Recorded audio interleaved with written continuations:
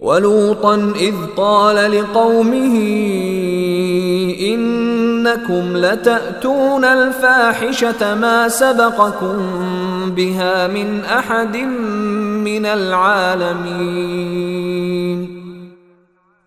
اور ہم نے لوط کو بھیجا جبکہ اس نے اپنے قوم سے کہا، حقیقت یہ ہے کہ تم ایسی بے حیائی کا کام کرتے ہو جو تم سے پہلے دنیا جہان والوں میں سے کسی نے نہیں کیا۔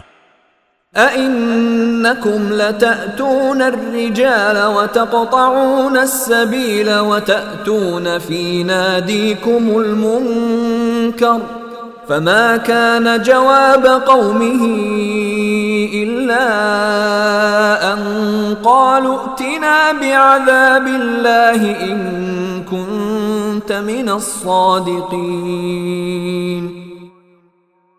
کیا تم مردوں کے پاس جاتے ہو اور راستوں میں ڈاکے ڈالتے ہو اور اپنی بھری مجلس میں بدی کا ارتکاب کرتے ہو؟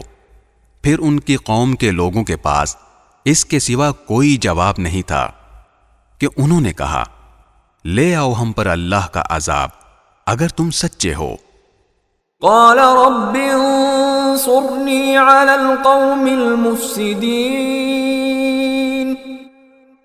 لوط نے کہا، میرے پروردگار، ان مفسد لوگوں کے مقابلے میں میری مدد فرمائیے۔